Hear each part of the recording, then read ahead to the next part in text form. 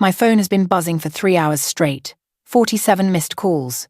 The number keeps climbing while I sit here on my back porch in Durango, watching the sun set behind the mountains. The aspens are turning gold this time of year. Beautiful. Peaceful. My son's voice cracks through the voicemail, high and desperate in a way I haven't heard since he was 12 and broke his collarbone falling off his skateboard. "Mom, what did you do? The construction company just called. They said you own the land. They said you stopped the build. Call me back right now." I take a sip of my chamomile tea. It's getting cold, but I don't mind. "Hi viewers, kindly tell us where you're watching from and what time it is." The next message comes through. There's a woman screaming in the background. My daughter-in-law, Victoria. The one who told my son I wasn't welcome at my own grandson's baptism because I would embarrass them in front of her family. The contractor won't finish the house. He says no one can build on land they don't own. We're supposed to close on the mortgage next week. Derek, your mother is insane. She's literally insane. I watch a hummingbird dart between the feeders I hung last spring. Such tiny things, hummingbirds. People underestimate them. But they're fierce. They'll fight birds 3 times their size to protect what's theirs. My phone buzzes again. Text messages now, flooding in faster than I can count. "Answer your phone. This isn't a joke, Mom. Victoria's parents are asking questions. We already told everyone about the house. Please, I'm begging you, fix this." The last one makes me pause. Begging. He's begging now. Now that the 5-bedroom house he bragged about on Instagram for 2 months straight can't be built. Now that the land his wife's family thought he owned turns out to belong to his retired mother. Now that he's standing in front of Victoria's surgeon father and attorney mother, looking like exactly what they probably think he is. A fraud, a liar, someone who takes and never thinks about the people he's taking from. I turn the phone face down on the porch table. The buzzing continues, muffled now, like a trapped insect. Maybe I should start from the beginning. Maybe you need to understand how we got here. To this moment. To these 47 missed calls and this cold tea and this porch that overlooks mountains my son hasn't visited in 3 years. Maybe you need to know what happens when you spend 64 years being quiet and kind and self-sacrificing. And then one day you wake up and decide you're finished. But first, let me tell you about the pharmacy. The one where the pharmacist looked at me with pity because I couldn't afford my blood pressure medication. The one where everything changed. I wasn't always alone in this house. There was a time when these rooms held laughter. When my husband Frank and I would sit on this very porch and watch our son Derek catch fireflies in mason jars. When we'd have Sunday dinners with pot roast and mashed potatoes and apple pie from scratch. Frank was a good man. Worked at the lumber mill for 31 years. Never complained, never called in sick, never asked for more than he earned. He died of a heart attack at 58, right there in the kitchen, reaching for his coffee mug on a Tuesday morning. Derek was 23. Just graduated from Colorado State. Had a job lined up at a tech company in Denver. Big future ahead of him. I was 52, suddenly a widow. Suddenly alone in a house that felt too big and too quiet. Frank didn't leave much. A small life insurance policy. The house paid off. And 20 acres of land up on Miller's Ridge that his grandfather had bought in 1952 for almost nothing. Everyone told me to sell the land. Real estate prices were climbing. Developers were sniffing around. I could have gotten maybe $200,000 for it back then. But I didn't sell. Something told me to hold on. Some quiet voice in the back of my mind that said, "Wait. Not yet. Keep it safe." So I waited. I took a job at the library. Part-time, minimum wage, but it was something. I started collecting Social Security when I turned 62. Between that and Frank's pension, I got by. Nothing fancy. Drove the same Subaru for 15 years, wore the same winter coat for a decade. Kept the thermostat at 62 to save on heating bills. Derek called less and less. Once a month became once every 2 months. Then only on holidays. Then only when he needed something. He met Victoria at some tech conference in San Francisco. She worked in marketing for a startup. Wore designer clothes. Drove a Tesla. Had parents who lived in a gated community in Cherry Hills Village. Her father was a cardiothoracic surgeon. Her mother was a partner at a law firm downtown. They got engaged after 8 months. I found out through Facebook. Derek called me afterward, casual, like he was checking off a task. "Oh yeah, We're getting married. Victoria's family is handling everything. It's going to be at the Brown Palace in Denver. Pretty fancy. You'll get an invitation. I did get an invitation. I went to the wedding, wore a dress I bought at Kohl's, the nicest thing I owned. Victoria's mother looked at me once, took in my department store clothes and my sensible shoes and my grey hair that I cut myself, and spent the rest of the evening on the other side of the room. At the reception, Victoria pulled Derek aside. I watched them whispering. Watched her glance at me with something that looked like disgust. Derek came over 5 minutes later. Mum, thanks for coming, but Victoria thinks it might be better if you left early. Some of her family's important clients are here, and she doesn't want any distractions. I left. Drove 3 hours back to Durango in the dark, crying so hard I had to pull over twice. That was 4 years ago. They had a baby last year. A boy. William. I found out through Facebook again. The post had 43 photos. The baby in the hospital. The baby coming home. The baby with Victoria's parents. The baby with Victoria's sister. No photos with me. I wasn't there, wasn't invited, wasn't told until a week after he was born. I sent gifts anyway. A handmade quilt my mother had taught me to sew. A stuffed bear. A savings bond for his future. Derek texted back 3 weeks later. Thanks for the stuff. Victoria says the quilt doesn't match the nursery, but we'll find somewhere for it. I didn't cry that time. Something in me had hardened. Something had shifted. The land on Miller's Ridge kept appreciating. Developers kept calling. 2 years ago, a company offered me $600,000. I said no. Last year, another company offered $800,000. I said no again. I told Derek the land was worthless, told him it was rocky, unsuitable for building, that the access road was too narrow for modern construction. I don't know why I lied. Some instinct I couldn't name. Some small voice that said, don't tell him. Protect this. I listened. Last spring, Derek called, the most animated I'd heard him in years. Mum, great news. Victoria and I are building our dream home. Her parents are co-signing the construction loan. We found the perfect architect. 5 bedrooms, home theatre, wine cellar. It's going to be amazing. That's wonderful, I said. Where are you building? He gave me the address. I felt my heart stop. Miller's Ridge, the lot next to my 20 acres. I did some research after that. Quiet research. Found out the developer who owned the adjacent land had gotten permits for a whole subdivision. Found out Derek and Victoria's dream house was going to have views of the mountains. Found out the only access road to their lot ran directly through my property. They needed an easement from me. They needed my permission to use my road. No one had asked. I called the county planning office, asked some questions, found out that Derek's contractor had been using my access road for months. Equipment, materials, workers, all crossing my land without permission. I didn't say anything. Not yet. Just waited, watched. Then came the pharmacy. It was a Thursday afternoon. October. The aspen trees outside were brilliant yellow. I'd gone to pick up my blood pressure medication. The same prescription I'd been getting for 6 years. The pharmacist was young. Couldn't have been more than 30. She looked at her screen, frowned. Mrs. Patterson, there's a problem with your insurance. What kind of problem? It looks like your coverage was cancelled 3 weeks ago. That's impossible. I pay through my bank account. Automatic withdrawal every month. She checked again. I'm sorry, but the system shows your account was closed. No coverage since October 1st. I pulled out my phone, opened my banking app, hands shaking. Checking account, $47. Savings account, 0.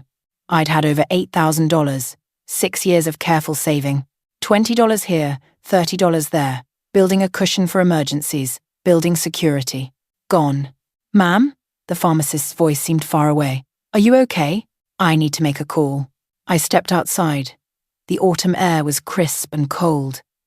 I leaned against the brick wall of the pharmacy and called my bank. 15 minutes on hold. Finally, a woman named Teresa, patient, professional. I'm looking at your account, Mrs. Patterson. I see a series of transfers made on October 2nd. 6 transactions, total of $8,214, transferred to an account registered to. Papers rustled. Derek Patterson, my son. The parking lot tilted. I grabbed the wall to steady myself. I didn't authorize those transfers. The transfers were initiated through your mobile app, ma'am. Same device ID as your other transactions. Same login credentials. My phone, the one Derek had borrowed when he visited last month. First time he'd been to Durango in 3 years. Said he wanted to check something, just needed my phone for a minute. I'd handed it over without thinking. He'd been in my bedroom for 10 minutes. I thought he was using the bathroom. Can I reverse these transfers? Not without filing a fraud report, ma'am. You'd need to involve law enforcement. Against my own son. I hung up without saying goodbye. Drove home on autopilot. Don't remember the route. Don't remember parking. Don't remember walking into the house that suddenly felt emptier than ever. I sat at my kitchen table and cried. Not the quiet kind. The ugly kind that shakes your whole body and makes you gasp for air. $8,000. My emergency fund. My security. My ability to pay for my medication. My heating oil. My groceries for the next 3 months. Gone. Stolen. By my own son. When I finally stopped crying, the light coming through the window had changed. It was almost dark. The clock on the stove read 6:47. I washed my face. Made myself a sandwich. Bologna on white bread. The cheap kind. All I could afford now. That's when I saw the envelope on the counter. Cream-coloured. Expensive paper. My name written across the front in elegant calligraphy. Margaret Patterson. I didn't remember seeing it this morning. Must have been in the mail. My hands were steady opening it. The tears had burned something out of me, left me hollow and calm. The card inside was heavy, embossed with gold lettering. You are cordially invited to celebrate the baptism of William Derek Patterson. Sunday, October 22nd. 2 o'clock in the afternoon. St. Andrew's Cathedral, Denver. My grandson's baptism, 10 days away, but something was wrong. I read it again. The envelope had my name, but the invitation itself was addressed to someone else. This wasn't for me. This was a mistake. My phone rang. Derek's name on the screen. I almost didn't answer. Hey, Mom. His voice sounded distracted. Quick question. Did you get something in the mail from Victoria? By accident? An invitation? Yes. Yeah, sorry about that. Victoria's sister was handling the invitations and she mixed up the envelopes. That wasn't supposed to go to you. I wasn't invited to my grandson's baptism. He sighed. That long, theatrical sigh he'd learned from his wife. Look, it's complicated. Victoria and I talked about it, and we decided to keep it small, just close family. I'm his grandmother. I know, but Mom, Victoria doesn't feel comfortable with you being there. Why? Another sigh, longer this time. She thinks you're kind of an embarrassment. The room tilted. I pressed my palm against the counter to steady myself. She sees how you live, Mum. That old house, that ancient car, those clothes from Walmart. She doesn't want her family seeing you and thinking that's what our son comes from. Her dad's a surgeon. Her mum's a partner at a major law firm. They're used to a certain level. I couldn't speak, couldn't breathe. Did you take money from my account? Pause. What? $8,000, all my savings. Did you take it? I borrowed it for the house. We had some unexpected costs. The architect fees were higher than expected. I was going to pay you back. You stole from me. Jesus, Mom. Don't be so dramatic. It's not like you were using it. You just let it sit there. That was my medication money, my heating money, my grocery money. I'll pay you back after the house is done. Victoria and I are putting everything into this build. $4 million home. Once it's finished, we'll be set. I'll send you something then. He paused. Look, I have to go. Contractor meeting in 10 minutes. But hey, no hard feelings about the baptism, right? We'll send you pictures. He hung up before I could respond. I stood there in my kitchen. The refrigerator hummed. The old clock on the wall ticked. Tick. Tick.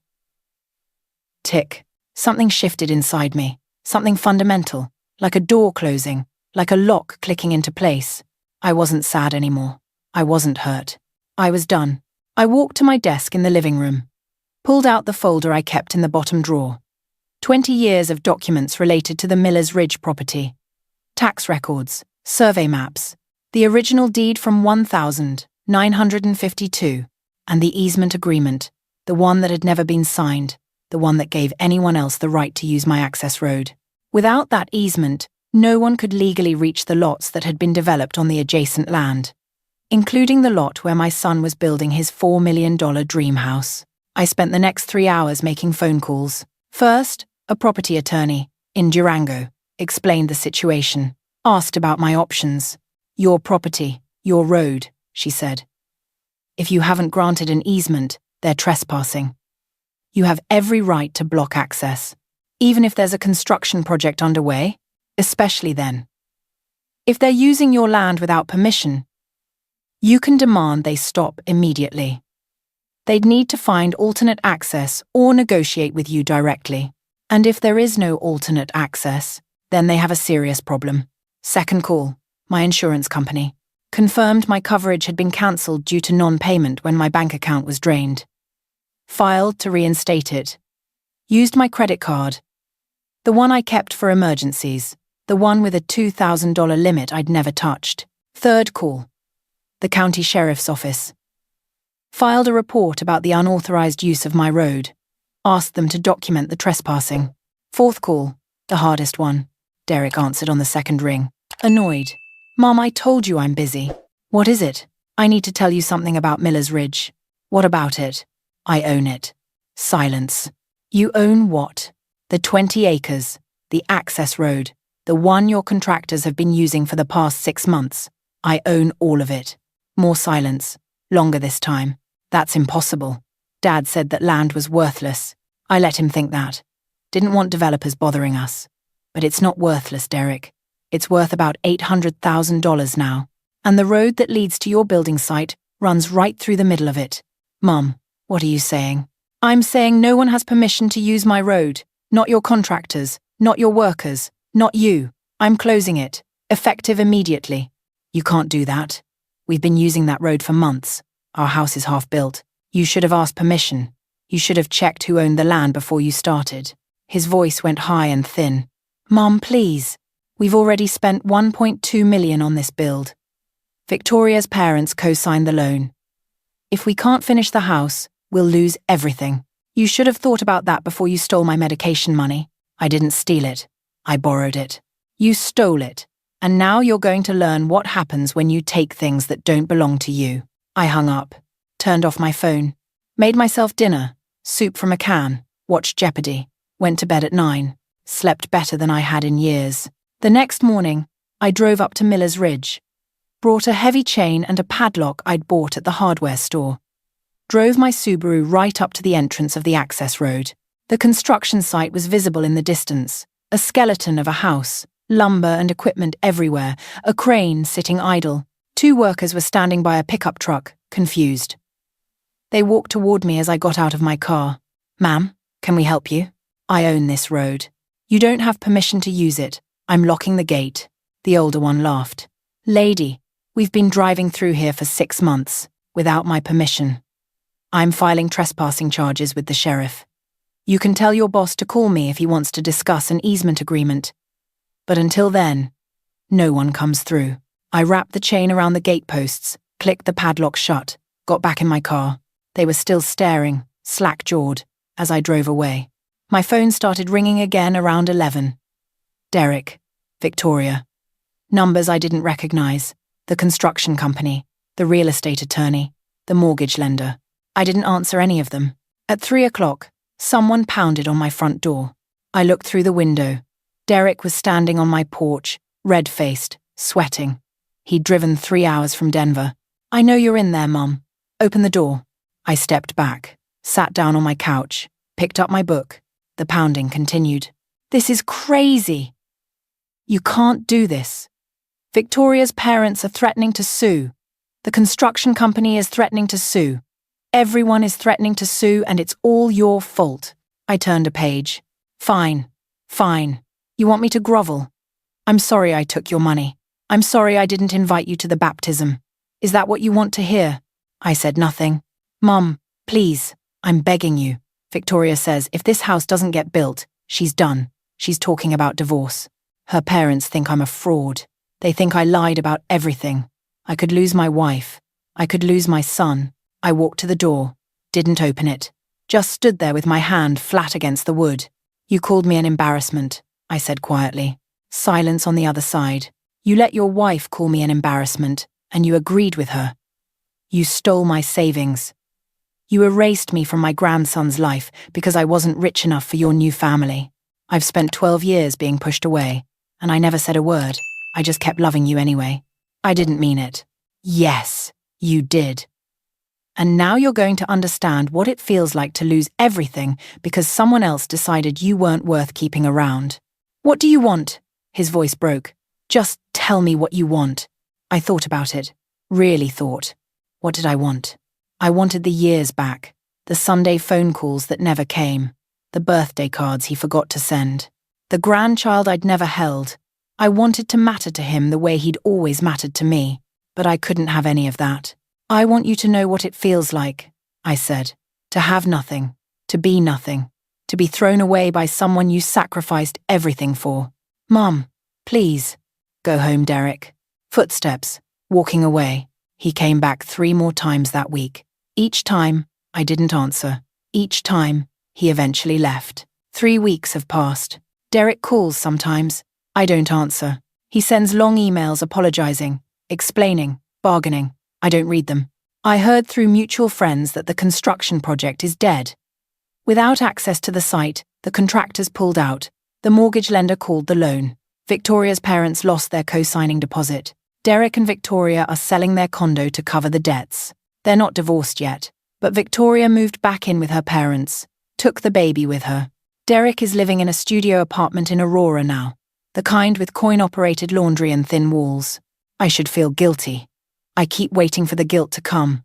Keep waiting to feel bad about what I did. But I don't. I listed the Millers Ridge property with a real estate agent last week. Got an offer for $900,000. Cash buyer. Closing next month.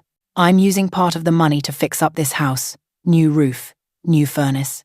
The kitchen I've been dreaming about for 20 years. The rest goes into savings. For my grandchildren. All of them. Someday. When they're old enough to find me on their own. Without their parents' permission. I sent William a letter, wrote it by hand on my best stationery, told him who I am, told him I love him, even though we've never met, told him that someday, when he's ready, I'll be here. I don't know if he'll ever read it. Victoria probably threw it away. But I had to try. I still live in Durango, still drive my Subaru, still watch Jeopardy every evening. But I'm not struggling anymore. I buy the good coffee now, the real cream. The medication I need without checking my bank account first. And I sleep fine at night. Better than fine, actually. Solid and dreamless and rested. Because here's what I learned. There's a difference between being a good mother and being invisible. I spent 64 years confusing the two. I thought love meant accepting whatever treatment my family gave me. I thought being a mother meant endless sacrifice without any respect in return. I was wrong. My son thought I was weak. Pathetic, easy to use, and easier to forget. He was wrong too. If you've ever been pushed aside by someone you gave everything to, your worth was never in their hands. If you've ever been called an embarrassment, or not good enough, or too poor to matter, they were wrong about you. They were always wrong. To anyone fighting their own battle right now, anyone who's been overlooked or discounted or dismissed, you're not finished. Your story isn't over. Sometimes the quietest people make the loudest impact when they finally stand up. What lesson hit you hardest from this story? And if you were in my shoes, what would you have done? Would you have signed the easement and let him keep building? Or would you have done what I did? Tell me honestly in the comments. Don't stop here. Click the next video on your screen right now and watch another powerful story from our channel. There are more stories of quiet strength, of people who were underestimated and found their power again. Hit subscribe, turn on notifications, and share your thoughts below. Your story matters too. See you in the next one.